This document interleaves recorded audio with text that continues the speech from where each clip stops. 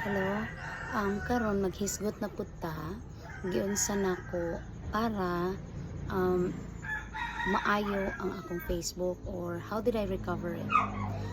First of all, salamat kayo sa akong my friend ni Tony kay gyud kong gitabangan all the way. So of course we're calling via kuan kanang um, Instagram or sa akong phone number, kay as in kuya na gid kay ang hacker, as in grabe na gid kay siya, nakuyo na kay ko, like saying revenge na ko kay lagi lagi siya ka kwarta kay taman-taman moingon magyud ko nga dili lagi na ako scam yan, post na ko dayon, mag note na ko ina na nga nasudlan ako nga ana karon day mo na to, as in naabot gyud ko alas 2 ana right, kung unsaon gito na ko pag retrieve and unsaon ako para dili na gid siya makasulod ana,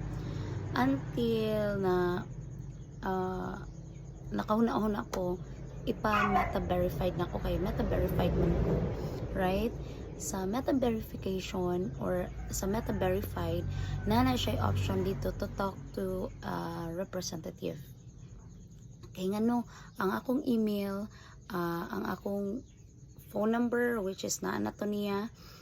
iya ra man gi-attach dito ug iyang gikam-an og bagong email akong Facebook. So if ever kung naa man gani kanang mga notification, ma-notify pod siya.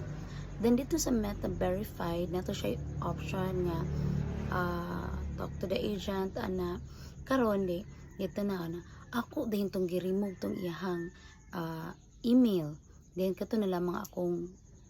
phone number, katong karaan ako nga phone number nga gi-attach. Then mo to, then og giingnan nga na impersonator inana, then hangtod nga naka-call gyud ko sa agent kay mo man ang gipangkuanon na gyud siya live agent.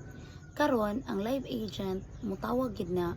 via phone number, dili siya pwede WhatsApp niya lagi, kaya nga akong phone number kay Globe man niadto gyud ko sa gawas, even though alas 2 na tos kadlawon, and then wala pagoy kurente nga pasigra kong flashlight, and also basta gaulan-ulan pagali ito kay para gyud ma-secure ako ang Facebook. Dayon mo to on the process iya kong giingnan nga mo na buhaton ana ipang remove to siya, mao ni change password dayon ana katong pang malakasan na gid nga mga password. Then mo to na recover na ko, and the next day na pod mga pare-pareha ato nga gabi,